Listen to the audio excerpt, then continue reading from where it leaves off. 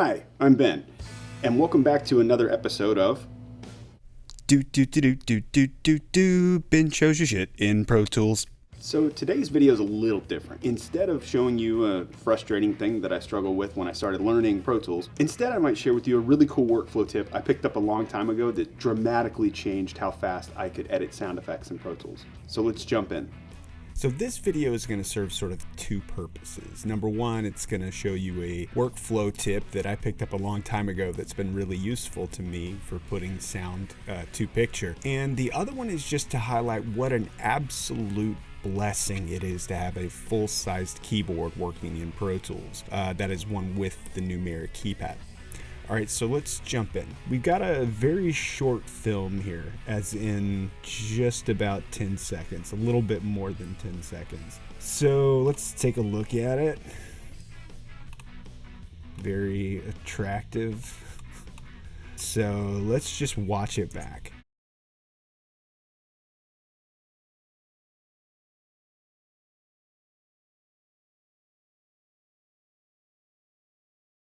Okay, so there's not a whole lot going on here, but there are three distinct points where I want to put certain sound effects.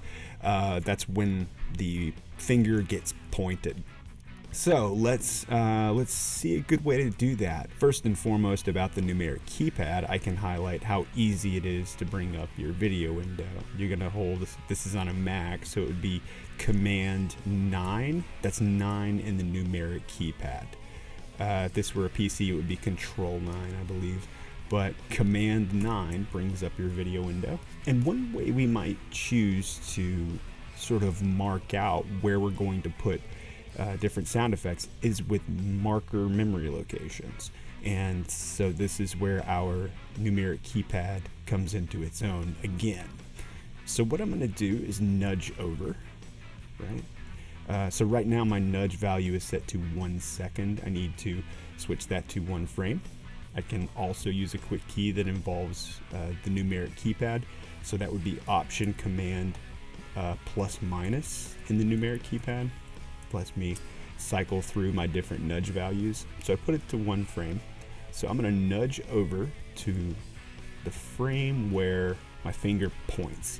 And then I'm going to drop a marker, right? So a marker is just, you hit the enter key in the numeric keypad. It brings up this memory location window, and it allows you to add comments or specify what type of memory location you want. But for this case, I just like the marker memory location. And if you hit OK, then it pops up here. The sound effect that I want to put here is just going to simply say bing, right? So if I double click this marker, I can change the name to Bing, right, if I want. But if I'm honest, most of the time what I do is just kind of work through different sounds that I put in one by one. So I don't necessarily always name my memory locations, especially if I'm not marking them out ahead of time. So what I can do is use this marker memory location to drag in the word Bing, because it is this really great sound effect. And I'll sort of use the marker, if I make my track a little bigger, can make my video window a little smaller, spare you all. And so I can just sort of line the transient of the waveform up to the marker, sort of like a crosshair, right? And so if I listen back, Bing, Bing, cool. So then I'm going to move on to my next pointer finger, which would be that frame is where I want it to go. So I can drop another marker. If I quickly hit the enter key, it just drops another marker.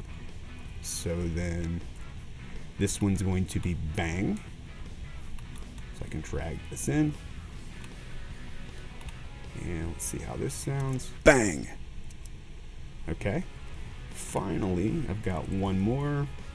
I'm going to do it right there, sort of when my thumb is at the westernmost point of the video. Quickly drop another marker, and then boom. Zoom back in.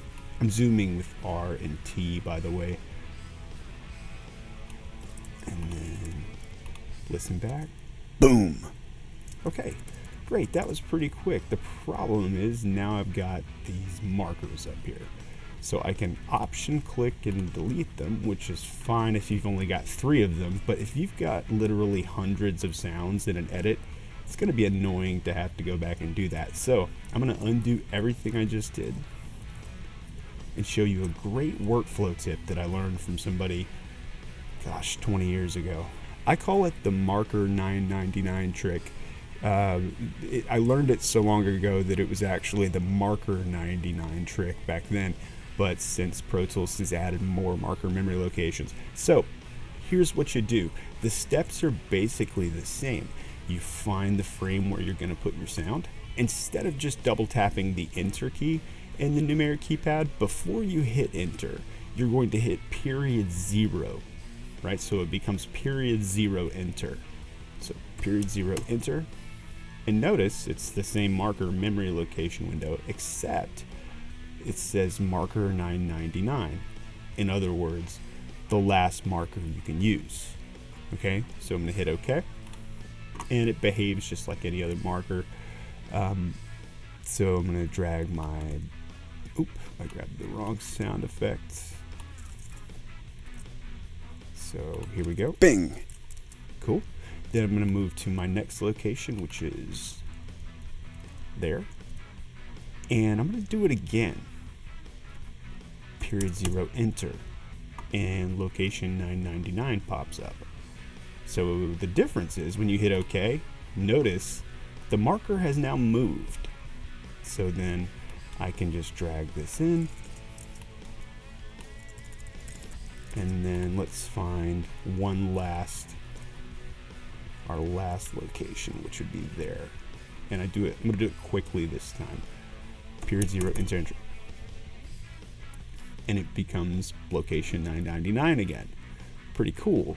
And then I can just drag my boom in. Boom. And the advantage to doing this is I don't have to go back and delete hundreds of markers.